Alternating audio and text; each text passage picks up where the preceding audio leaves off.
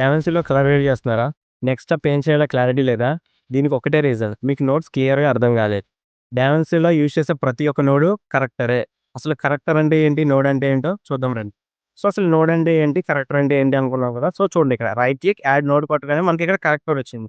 So, ఈ collector ఏంటి? Same as it is ఇక్కడ ఉన్న నోడ్‌లో ఉంది. సో, ఈ కరెక్టర్ తీసుకొచ్చి ఈ నోడ్ పక్కన అటాచ్ చేస్తే మనం ఇది సీరియల్ వైస్‌లో ఉంది కాబట్టి మనకేమవుతుంది?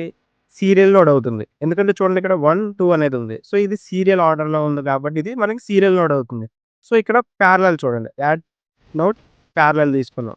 సో, ఇది కూడా మనకేమైంది? ఇక్కడుండే మిక్సర్ బట్టి మనకి ఈ నోడ్ నేమ్ అనేది చేంజ్. అంటే ఇక్కడ ఇప్పుడేంటి మనం దీన్ని ఏమనుకుంటాం? పారలెల్ నోడ్ అని అనుకుంటాం. పారలెల్ నోడ్ అని ఎందుకు అనుకుంటాం? ఇక్కడున్న మిక్సర్‌ని బేస్ చేసుకొని మాత్రం మనం పారలెల్ నోడ్ అని అంటాం. సో, ఇక్కడ చూడండి ఈ పారలెల్ డిలీట్ చేసి నేనిక్కడ యాడ్ లేయర్ మిక్సర్ ఏసాననుకోండి. ఇక్కడ చూడండి. ఇప్పుడేమవుతది ఈ నోడ్ అనేది మనకి జస్ట్ లేయర్ నోడ్ అయిపోతుంది. అంటే ఇక్కడ మీకు అర్థం చేసుకోవాల్సింది ఏంటి అనంటే ఇక్కడ చూడండి యాడ్ కరెక్టర్. సో, ఇవన్నీ కరెక్టర్సే. ఓకే. ఇది ఉండే ప్లేస్‌మెంటు, ఇది చేసే వర్క్ ఫ్లో బట్టి మనకి నోడ్ నేమ్స్ అనేది మనకి చేంజ్ అవుతాయి. సీరియల్ వైస్‌లో ఉంటే ఏమవుతది మనకి సీరియల్ నోడ్ అవుతుంది. ఓకే. ఇలా పారలెల్ గాని, లేయర్ గాని తీసుకుంటే అదేమవుతుంది ఆటోమేటిక్‌గా లేయర్ నోడ్ అయిపోతుంది. ఇవన్నీ కరెక్టర్సే.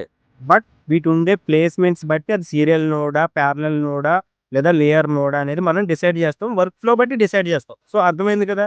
సో, ఇలా ఇన్ డెప్త్‌గా క్లియర్‌గా నేర్చుకోవాలి అని అనుకుంటే మన సతీష్ వెల్దుర్తి అకాడమీలో కలర్ రీడింగ్ బ్యాచ్ అయితే కొత్తది స్టార్ట్ చేస్తున్నాము. సో, ఎవరైతే ఇంట్రెస్టెడ్ ఉంటారో వాళ్ళైతే ఎన్రోల్ అవ్వండి. అండ్ కామెంట్ బాక్స్‌లో సతీష్ వెల్దుర్తి అని కామెంట్ చేయండి. నేనే మీకు డైరెక్ట్‌గా డీఎం చేస్తాను. Thank you all.